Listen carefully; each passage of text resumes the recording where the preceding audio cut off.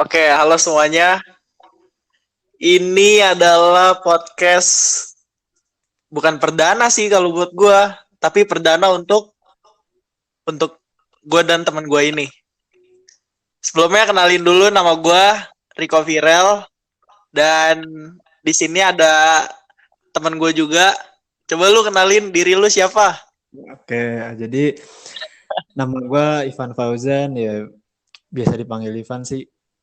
Gue kenal lu kayaknya dari tahun 2018 ya? Iya, dari kita kelas 3 SMA, cuy. Iya. Jadi kenalnya dari tempat les ya kan? Pokoknya unik banget dah tuh, dari tempat les terus kita bikin short movie ya. Bikin bikin short movie. Terus juga kemarin niatnya mau bikin short movie cuma gagal ya kan? Gara-gara corona nih. Jadi kagak lanjut anjir projectnya. Jadi Nah tuh ini gimana akhirnya gimana? jadi juga kan? Akhirnya jadi juga kan ide kita bikin podcast awal bulan Februari kemarin ya kalau nggak salah. Iya, awal bulan Februari itu jauh sebelum corona anjir. Kita udah Udah ngerencanain untuk bikin podcast dan akhirnya sekarang kejadian juga pas lagi corona. Itu gua kenapa pengen langsung udah yuk bikin podcast karena si Ipan ini nih masak snap WA tentang keresahannya tentang corona khususnya tentang kuota dia yang boros. Gue langsung tuh WhatsApp dia. Udah yuk bikin podcast yuk. Terus gue ngajakin satu teman gue juga kan, namanya Lita. Nah kebetulan dia berhalangan nih untuk ikut di podcast ini. Aslinya kita udah bertiga, cuman sekarang berdua dulu. Ya, niat kita juga sebenarnya bikin podcast ini supaya pendengar ya bisa ambil manfaatnya aja deh dari obrolan kita, obrolan iseng-iseng lah istilahnya.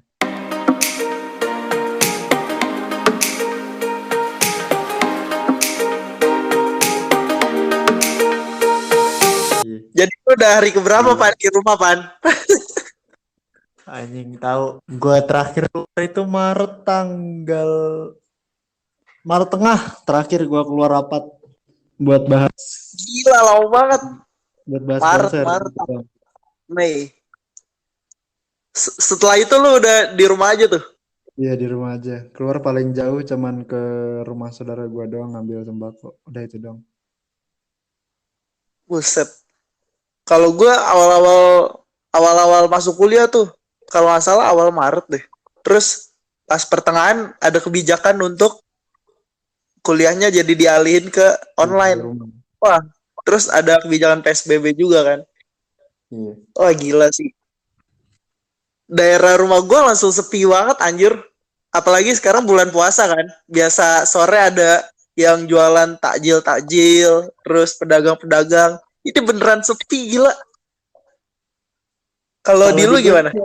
masih banyak di jualan takjil masih banyak di gue cuma banyak yang jagain gitu loh. Jadi kalau yang nggak pakai masker pada disuruh pulang. Oh gitu. Ya, yeah. Di gue masih Wow. banyak, cuma ada yang jaga dari entah dari polisi atau emang dari warga setempat. Pokoknya yang nggak pakai masker suruh di pinggirin terus suruh pulang. Terus itu dagangannya dikasih jarak gitu 1 meter. Apa Ya, dempet-dempetan kayak biasanya? nggak 1 meter juga sih, pokoknya masih berjarak terus juga ya gimana kesadaran pembelinya aja sih buat jaga jarak sendiri itu mah. Cuma Oh, selama ini kalau gue sering beli-beli gitu ya masih aman-aman aja sih selagi masih ada yang jagain gitu. Yang penting mah masker sih gue mah. iya sih bener. Soalnya tuh katanya di Depok lagi ini, lagi sering-seringnya razia masker. Jadi orang yang nggak pakai masker dibentiin tuh. Gue nggak tahu tuh didenda atau gimana. Gue baru dengar-dengar doang sih. Oh, ya di mana-mana juga kan lagi gitu sekarang pokoknya nggak pakai masker pulang. Berarti lu selama ini kegiatannya kalau nggak di rumah ke rumah saudara, kalau nggak online gitu ya? Ya udah kerjaan gue cuma ngegame, tidur, udah keluar paling jauh udah ke warung, ke rumah saudara, gak pernah gue keluar-keluar. Anjir, sama sih gue juga paling jauh keluar ke rumah nenek gue doang. Yang dulu waktu itu tuh. Habis gimana ya kalau dipikir-pikir nggak make sense juga ini virusnya. Iya, tadi pagi tuh gue kan sempet nonton apa kontennya si dari Cameo Project kan tentang tentang apa pokoknya intinya si Martin salah satu anggota Cameo Project tuh dia lagi wawancara sama orang Indo yang tinggal di Jerman kan. Nah, katanya di Jerman tuh udah nggak lockdown. Maksud gue kalau versi Indonya nggak ada PSBB. Mereka aktivitasnya kayak biasa, cuman diwajibin pakai masker. Terus kalau keluar itu maksimal 2 orang, kecuali punya anak kecil lebih dari satu itu nggak apa-apa. Gitu katanya kalau kalau ngelanggar denda. Aktivitasnya jadi katanya udah biasa aja gitu. Iya, tapi tetap dibatasin orangnya kan. Iya, tetap dibatasin orangnya. Makanya tuh aduh, gua nggak tahu dah nih PSBB sampai kapan. Terus kuliah juga online kan. Gua bener-bener anjir, kuota gila. Udah makan banyak, apalagi pas gue lihat snap WA lu kan. Wih, Ivan juga ngerasain dia sama apa yang gua rasain. Padahal gue gak kuliah. Tapi lu boros kuota di game ya. Iya, foto-foto di game, YouTube, tuh udah itu doang tuh. Instagram, racun banget sih emang. Wah, gila. Parah banget sih ini kalau berkepanjangan sampai akhir tahun. Gue juga kan di kampus kan ikut kepanitiaan gitu ya. Lagi pada muter otak semua ini, bingung nyari plan B yang tepat tuh kayak gimana. Karena kan nggak ada yang tahu pandemi ini sampai kapan. Nah, kalau dari lu dampak yang paling berpengaruh ke lu apa? Selain yang disebutin. Dampak positif mungkin? Yang pasti, wah. Oke gini ya, kalau mau ngomongin kalau ngomongin dampak positif, sebenarnya mungkin lebih dekat ke keluarga sih ya, karena pertama gue SMP mondok, ya yang pertama gue SMP mondok, otomatis 3 tahun gue jauh gitu kan. Yang kedua, waktu SMA gue juga sibuk sana sini segala macem, jadi di rumah juga cuman tidur makan mandi udah gitu doang. Terus yang ketiga, kuliah gue juga di Jawa kan, kuliah gue di Solo, ya jauh lagi gitu. Begitu akhir di karantina mandiri kan di rumah, ya keluarga ngumpul semua gitu kan, otomatis ya di rumah aja gitu. Ya dampak positifnya paling itu aja sih, nggak banyak saya, karena dampak positifnya itu bukan dampak yang berkepanjangan gitu loh. Sedangkan kalau dampak negatifnya benar-benar berkepanjangan sampai nanti. Benar juga sih. Ya kan? Ya kan kalau mikirin dampak itu kan sebenarnya yang berkepanjangan ya. Kalau ngomongin dampak positif yang kayak ngumpul keluarga itu mah bukan dampak sebenarnya, kayak cuman iya sedikit manfaat aja gitu. Kayak Cuman balik buat lagi saat ke doang kan. Nah iya. keluarga. Sekarang kalau nanti karantina udah selesai, emang bakal deket lagi sama keluarga? Belum tentu. Nanti sibuk sama kerjaan, sibuk sama kuliah kan begitu. Kalau dampak pasti kan yang berkepanjangan. Nah, sedangkan kalau dampak negatifnya yang ngerasain juga nggak gua doang, pasti yang mana ekonomi lagi nggak stabil kan, di seluruh dunia juga begitu. Perusahaan-perusahaan lagi pada turun, banyak yang kena PHK segala macem, yang kerjanya pada hilang, yang jualan susah nyari apa ya, nyari bahan-bahan pokoknya gitu kan. Jadi terus ketika jualan juga pembelinya nggak banyak. Dan di TV juga banyak tuh yang biasanya kalau Ramadan bisa bisa bikin makanan sampai ribuan, dan sekarang cuman ratusan, omsetnya pada turun segala macam ya. Ini yang namanya dampak negatif gitu. Dampak positifnya emang nggak ada sebenarnya. Apa sih yang bisa didapat dari corona? Paling ya menurut gue dampak positif yang paling kelihatan itu ya bumi membaik sih gitu. Karena kelakuan bangsatnya para manusia itu kan yang rakus akan kemauannya sendiri, itu yang merusak bumi, yang akhirnya ya corona ini muncul untuk nge-lockdown manusia sendiri. Akhirnya bumi kan bisa nge-recover sendiri gitu loh. Akhirnya ya dia sehat sendiri ya lama-lama. Nggak ada kegiatan manusia yang berlebihan, yang macam-macam. Ya mungkin dampaknya untuk bumi bagus, cuma ya untuk penghuninya itu yang bikin hancur. Bener-bener. Bahkan gue juga sempat lihat foto tuh before afternya Jakarta kan. Gila pas before-nya sebelum corona begitu, pas after lagi corona, jadi bersih banget men, buset dah. Gua terus Jakarta jadi Ya sepi itu. banget gitu, langit Nah, jadi kan biru. orang pengen Jakarta nggak macet kan, udah dikasih ngeluh. Iya bener-bener. Udah dikasih Jakarta nggak macet. tapi tapi lagi kayak begini ya perekonomian ya, perekonomian Kan negara. Nah, kan setiap yang terjadi pasti juga ada hikmahnya, ada resikonya. Itu mah udah pasti. Kayak gini mah sebenarnya gimana pandangan tiap warga di dunia aja sih. Kayak gue sangat menyayangkan sekali ya di saat-saat kayak gini. Ya harusnya yang tua lebih ngajarin ke yang anak-anak mudanya gimana caranya biar menghargai setiap langkah-langkah pemerintah gitu ya. Kalau gue sih sebenarnya udah nggak peduli ya sama kebijakan-kebijakan siapapun itu. Ya selagi emang bagus buat warganya ya udah lakuin aja gitu. Tapi nggak usah gembar-gembor. Tapi kan kalau sekarang bisa dilihat sendiri di TV ya. Pendukung Nah, ini apapun yang dilakuin pendukungnya mau salah mau bener dibenerin. Tapi ketika bukan yang didukung dia, apapun yang dia lakuin mau salah mau bener ya disalahin gitu. Sedangkan harusnya kan nggak gitu. Politik kita di sini belum dewasa gitu loh. Makanya gue sebagai anak muda itu sangat menyayangkan gimana anak mudanya mau bener kalau yang tuanya aja ngajarinnya kayak gitu. Karena di masa-masa kayak gini harusnya semua orang fokus buat bagaimana caranya nge-recover Indonesia buat cepet eh, menuntaskan corona ini, bagaimana caranya biar penyebarannya nggak makin meluas, terus juga yang kena makin sedikit atau bahkan malah syukur-syukur kalau nggak ada kasus lagi gitu kan selama beberapa bulan setelah masa-masa kayak gini. Ya harusnya fokusnya ke situ gitu loh. Kita fokus bantu apa namanya para tenaga medis segala macam dokter ya. Kalau kita cuman yang diributkan bansos-bansos yang diributin cuman PSBB kita nggak makan, PSBB kita nggak makan ya, gue yakin corona ketawa ngeliat ini gitu loh. Kayak mampus lo, ribut-ribut sana ribut. Ya corona pasti ngebatin begitu coy, karena iya juga sih, malah kita sesama ngeledekin kita ya yang manusia yang lagi ngejalanin. kita sesama manusia aja nggak bisa damai. Kita sesama manusia nggak bisa menuntaskan masalah kita gitu loh. Gimana caranya menuntaskan masalah virus corona ini? Nggak bakal selesai. Bener-bener Ah, bener sih. pasti ada ribut terus gitu kan dari kemarin.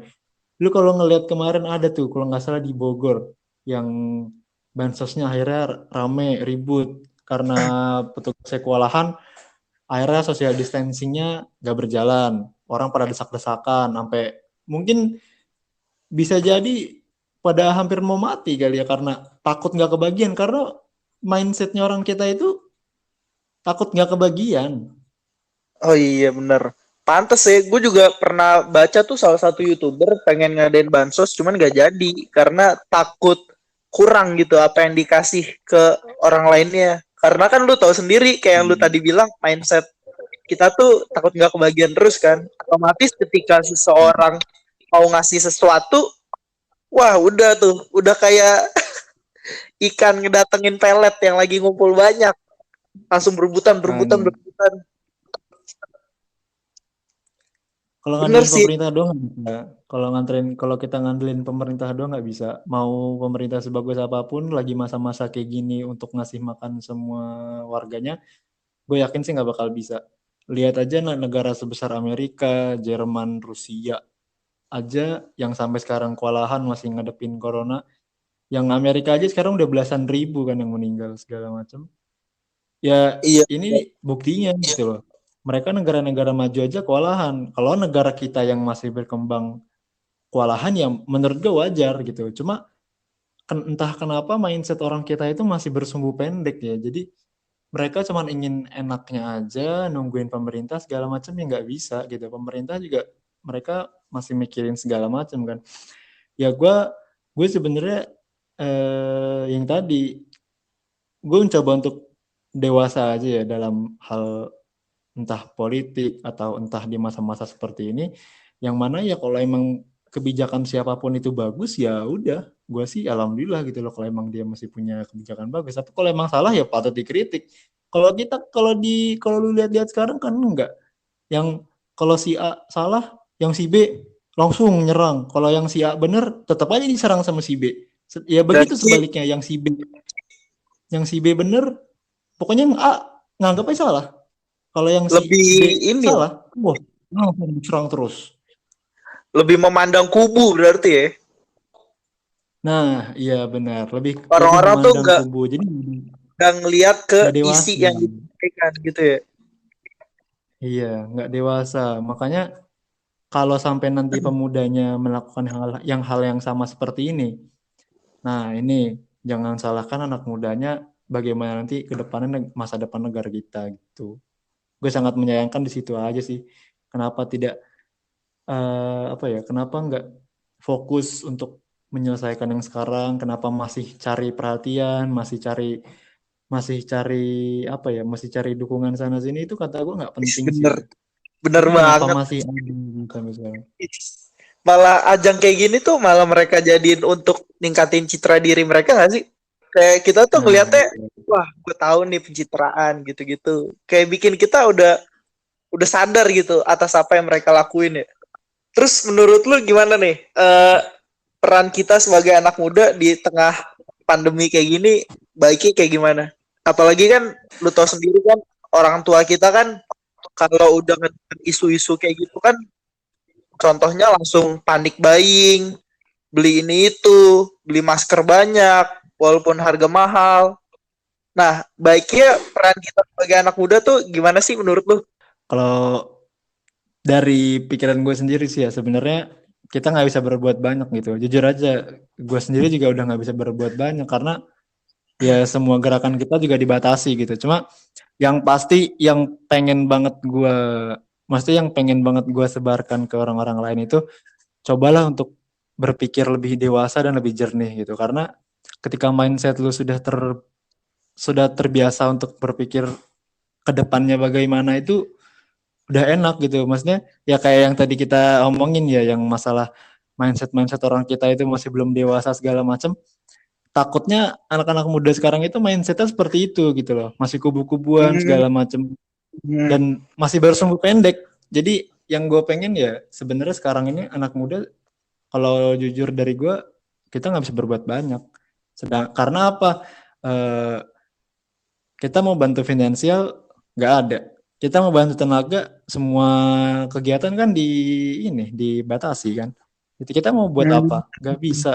Yang bisa bener. kita lakuin cuman ya pertama berdoa pasti ya, berdoa dengan keyakinan masing-masing. Gimana gimana doanya, sekencang mungkin, sekuat mungkin ya corona ini setelah cepat selesai, dituntaskan gitu. Negara kita bisa balik pulih lagi kayak dulu, dan ya semua aspek yang ada di negara kita ini balik seperti semula gitu.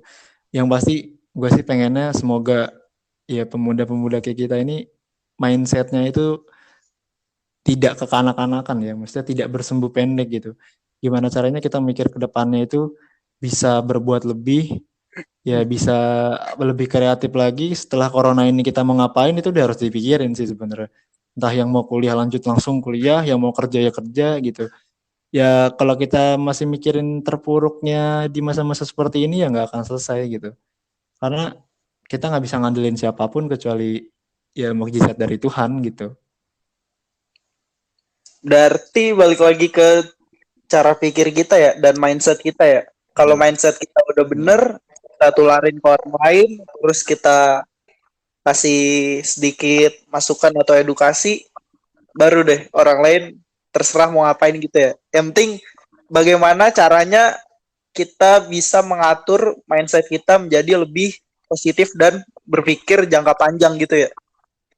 Iya Nggak betul. ngelihat segala sesuatu berdasarkan apa yang di depan mata doang gitu. Nah, nah kan orang kita kebanyakan kayak gitu. Jadi kalau gue sih mikirnya apa yang gue lihat di depan, kan gue juga belum lihat yang di belakangnya kayak gimana. Apa yang Nah, gue dengar, bener tuh. apa yang Ah, apa yang gue dengar di depan, gue juga belum tahu apa yang gue dengar di belakang gue gitu kan. Jadi ya segala aspek ini kan sebenarnya harus kita pandang dengan segala perspektif juga gitu. Jadi nggak sembarangan kita ngelihat langsung kita cap kalau yang kita lihat itu ya fix seperti itu. Kita dengar sesuatu ya kita cap yang kita dengar itu ya benernya kayak gitu. Padahal kan belum tentu juga. Karena segala sesuatu di dunia ini nggak ada yang pasti gitu.